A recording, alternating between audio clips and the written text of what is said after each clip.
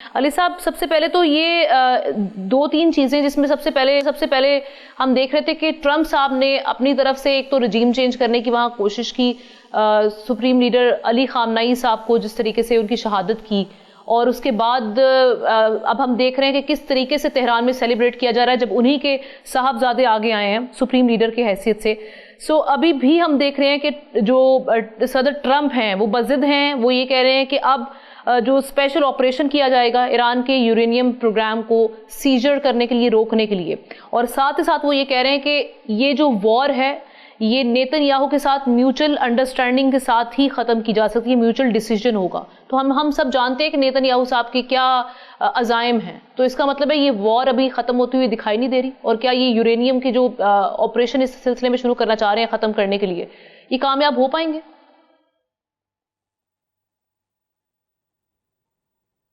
دیکھیے، بات یہ ہے کہ یہ جو جنگ ہے یہ ایران کی عوام میں بہت عزم ہے اور دلیری ہے اور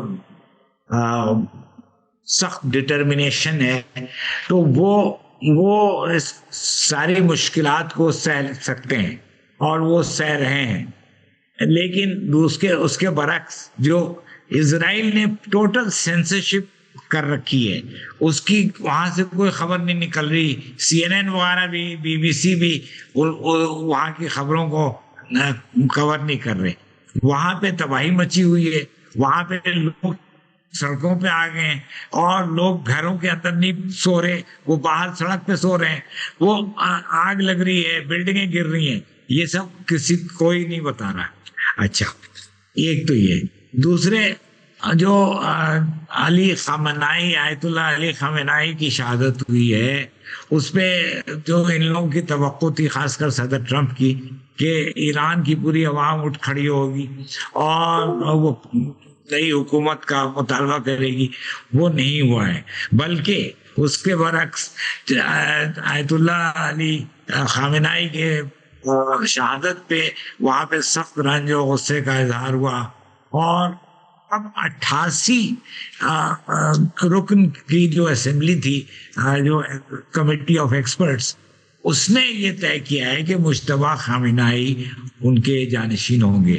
تو یہ نہیں کہ ایک فیصلہ کسی نے ایسے ہی کر دیا، یہ ایک پورا سوچا سمجھا فیصلہ ہے، ایک بہت بڑے دائرے کا۔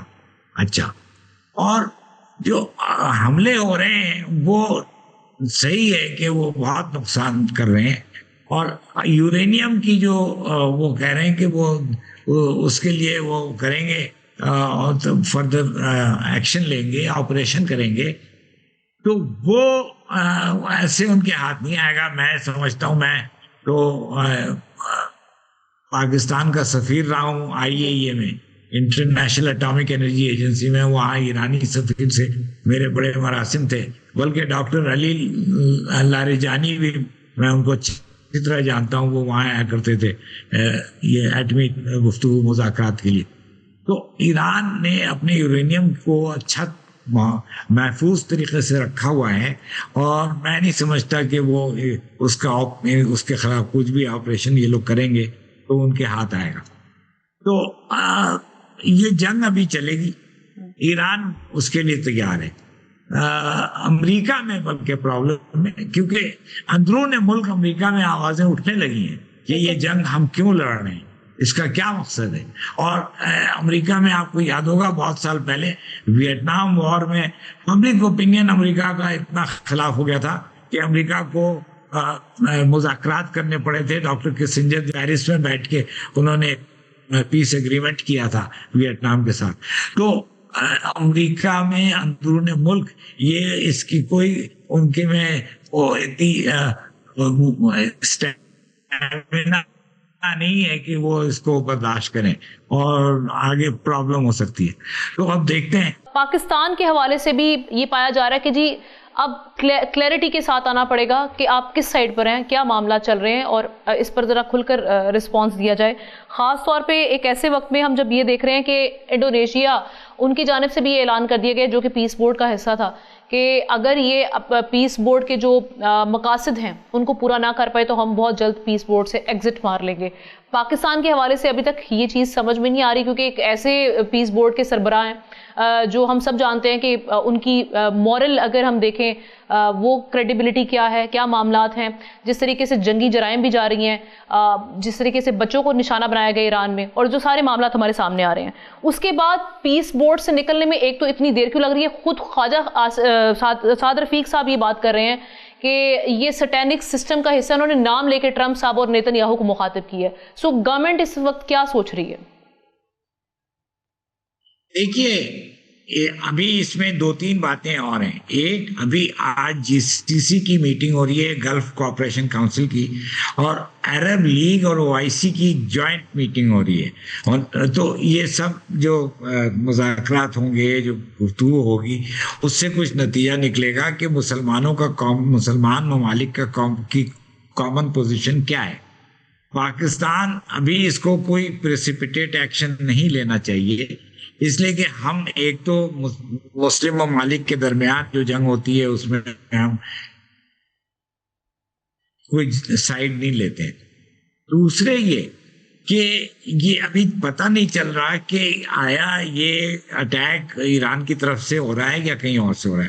تیسری بات یہ ہے کہ پاکستان کو ایک کنسلیٹری رول ادا کرنا چاہیے ایران اور عرب ممالک کے درمیان، اور پاکستان اس وقت رکن ہے سیکورٹی کاؤنسل کا، سلامتی کاؤنسل کا.